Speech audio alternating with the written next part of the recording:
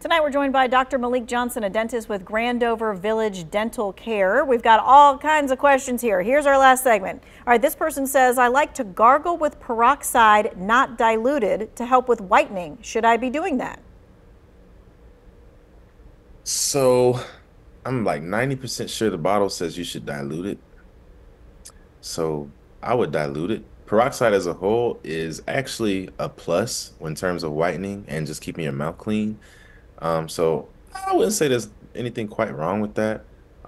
Just with all things, right? Watch how you're using it, watch how your body reacts, watch how your mouth feels. I know peroxide is kind of like foamy and stuff too, so I would definitely dilute it so you can just have a better experience with that. But I don't think that's anything harmful at all. Okay. Can I use a water pick as opposed to string flossing? And if so, what's the best type to use? Yes, you can definitely use a water pick. I think a water pick is way more fun than flossing. And you can even throw a little not toothpaste, a little mouthwash in the water pick instead of just water. So now it's kind of doing a little fresh up thing too. Flossing is great. Water picks are more fun. If you have braces, water picks are definitely going to be better for you because you can get around those brackets and wires and stuff like that. Um, but just make sure you're using it and it's not just sitting there holding water and not being used. Okay. All right. This next question is about braces. Someone is asking, are Invisalign braces worth the expense for a 60-year-old? Hey, I mean, you're never too old to, look your best and get your groove on. Um, I I do a lot of Invisalign. I've been getting very good results. Um, I've got patients older than 60 and definitely, many patients younger than 60. It's all about, where you are, what you have going on. But I think Invisalign is definitely um, worth the squeeze, getting good results, like I said, and it's a more discreet kind of way to move your teeth instead of braces. And typically, you don't have to wear the Invisalign as long as braces. Okay, so it's not like you're over a certain age and your teeth are just set there and they're never going to move. The Invisalign will work. Absolutely. So come see us, say you're interested in Invisalign. We'll make you up an Invisalign chart, kind of tell you a treatment plan, how long you wear them, blah, blah, blah, XYZ.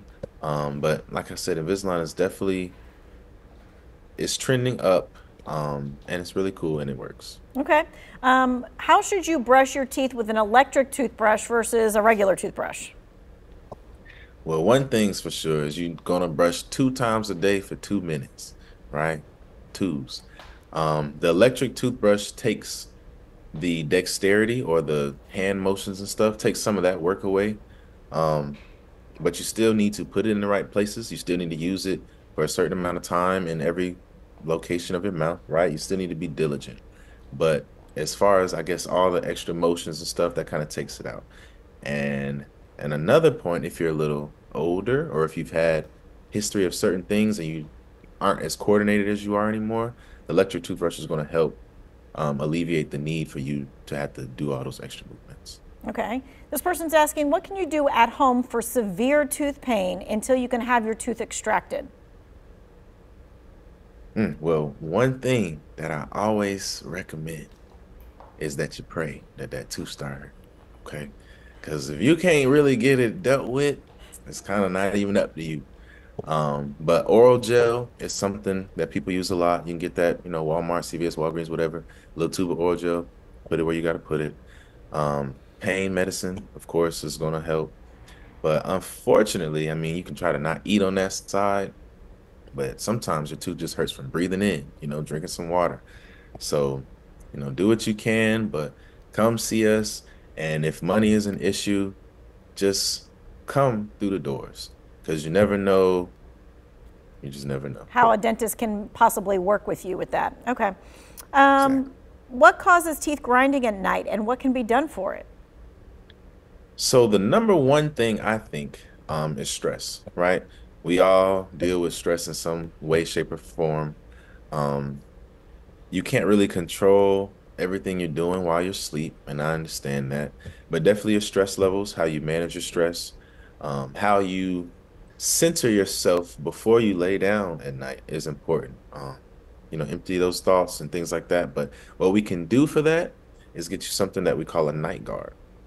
It's kind of like back in the day when you would get the mouthpieces and boil them and fit them to your teeth. Something like that, except a lot stronger. Um, and what that does is it provides a cushion between your teeth. So you're not able to grind and smash and pound those teeth while you sleep. Okay, and really quick, what type of toothbrush should you use, soft or medium? Soft!